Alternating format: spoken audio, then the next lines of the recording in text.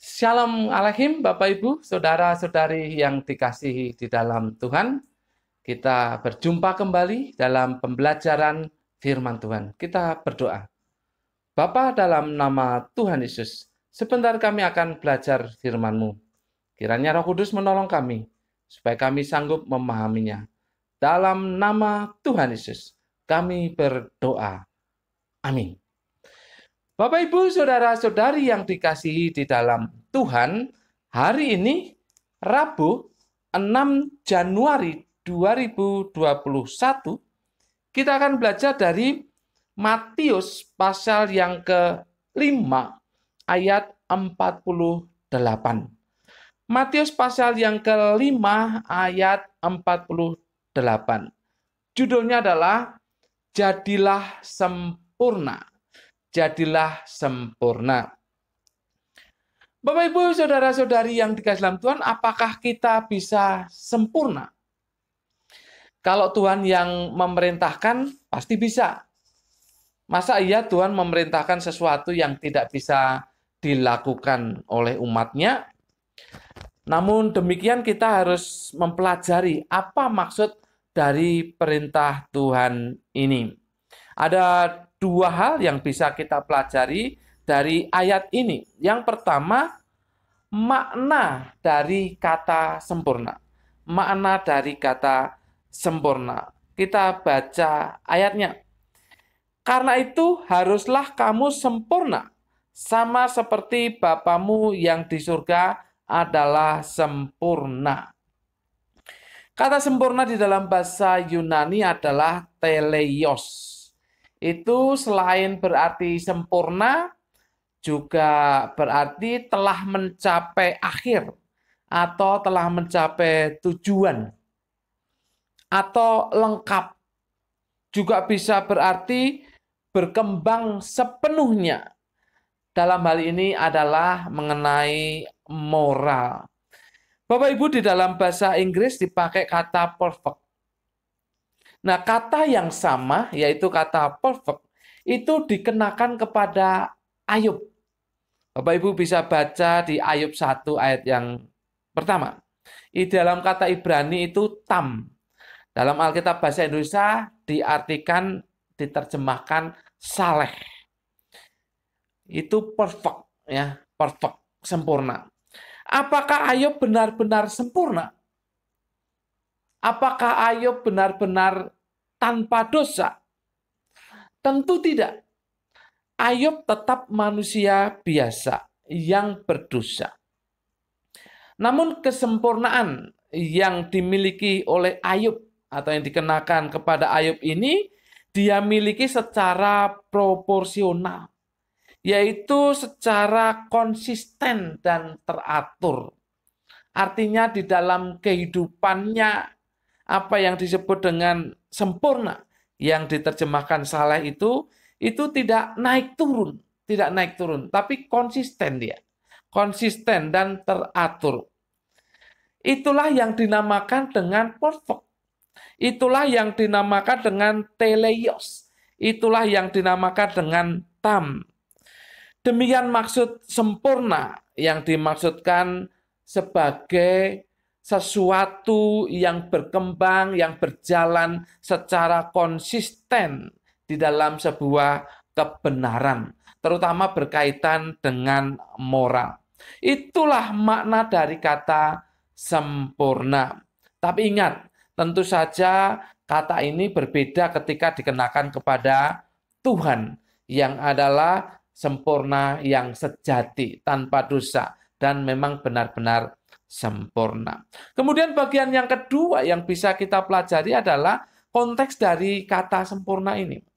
Kalau Bapak Ibu membaca pasal 5 ayat yang ke-43 sampai 47, ini menjelaskan tentang konteks dari kata sempurna. Saya akan bacakan.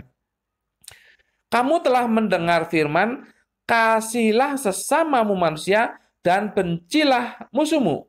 Tetapi aku berkata kepadamu, kasihilah musuhmu dan berdoalah bagi mereka yang menganiaya kamu.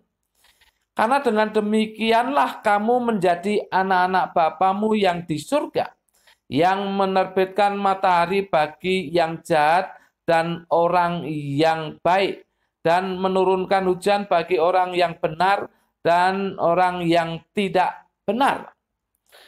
Apabila kamu mengasihi orang yang mengasihi kamu, apakah upahmu? Bukankah pemungut cukai juga berbuat demikian?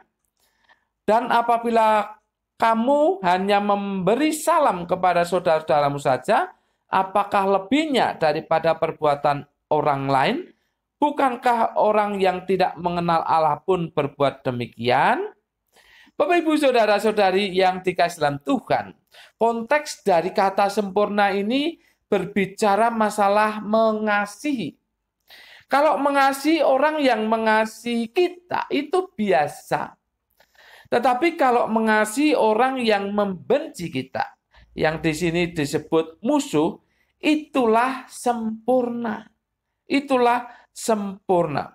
Jadi penekanannya adalah sempurna di dalam kasih. Sempurna di dalam kasih. Jadi kalau ditanyakan sekali lagi, apakah kita bisa sempurna? Bisa. Karena ayat ini berbicara masalah kesempurnaan di dalam kasih. Dan kita tentu bisa. Karena kita diminta untuk mengasihi musuh. Walaupun berat, tetapi tentu bisa. Bapak Ibu, sekali lagi hal ini hal yang tidak mudah. Tidak mudah. Kita tidak mudah untuk menjadi sempurna. Kita tidak mudah untuk menjadi sempurna di dalam mengasihi. Betapa susahnya kita mengasihi orang-orang yang membenci kita. Betapa susahnya kita mengasihi orang-orang yang memusuhi kita, yang mungkin juga menganiaya kita, menekan kita secara luar biasa. Betapa tidak mudahnya untuk menjadi sempurna. Oleh sebab itu yang kedua, kita harus meminta kemampuan dari Tuhan. Karena Tuhan sudah menunjukkan kesempurnaannya. Kita harus meminta kemampuan dari Tuhan supaya kita bisa sempurna di dalam mengasihi. Kita meneladani Tuhan. Kita tahu Allah Bapa sudah memberikan hujan, memberikan matahari itu bagi orang benar maupun orang yang tidak benar, bagi orang baik maupun bagi orang jahat. Bahkan Yesus Kristus sudah menunjukkan kasih-Nya kepada orang-orang yang menyalibkan Dia, ya, yang menyalibkan Dia. Walaupun ini dalam konteks belum terjadi, tetapi kita tahu zaman sekarang bahwa Yesus Kristus sudah menunjukkan kasih-Nya yang sempurna dengan mengasihi orang-orang yang menyalibkan Dia. Mari kita meneladaninya. Bapak, Ibu, saudara-saudari yang dikasihi dalam Tuhan, ketika kita sempurna di dalam kasih, yaitu kita sanggup dan mau, rela untuk mengasihi orang yang memusuhi kita dan membenci kita, maka itulah di mana saatnya kita menjadi saksi bagi orang-orang lain, terutama bagi orang yang kita kasihi. Kita bisa menjadi saksi bagi mereka. Inilah sebenarnya tujuan utama supaya kita menjadi sempurna di dalam kasih. Karena kita harus menjadi saksi bagi mereka. Sehingga mereka tahu bahwa Tuhan yang kita sembah, yang menanamkan kasih di dalam diri kita, itu kasih adanya. Dan Tuhan itu juga mengasihi mereka yang kita kasihi itu.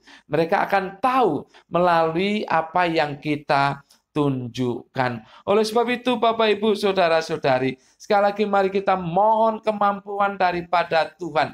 Kita mohon bimbingan daripada Roh Kudus supaya kita bisa sempurna di dalam kasih. Kita bisa mengasihi semua orang, terutama juga bagi mereka yang membenci atau memusuhi kita. Sekali lagi, itu merupakan kesaksian hidup yang nyata bagi mereka. Kita mengasihi musuh kita, Tuhan dimuliakan, dan musuh kita ada kesempatan untuk percaya dan bertobat kepada Tuhan yang mengasihi dia.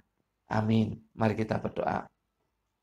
Bapa, dalam nama Tuhan Yesus, terima kasih untuk firman-Mu, untuk perintah-Mu, supaya kami menjadi sempurna, yaitu sempurna di dalam mengasihi. Mampukan kami ya Tuhan, ya Roh Kudus bimbing kami, kuatkan kami, supaya kami bisa mengasihi orang yang memusuhi kami, yang membenci kami, yang menekan kami, dan menganiaya kami. Karena itu satu kesempatan untuk bersaksi bagi mereka yang dikasihi oleh Tuhan, sehingga mereka ada kesempatan untuk bertobat, percaya kepada Tuhan. Terima kasih atas firman-Mu.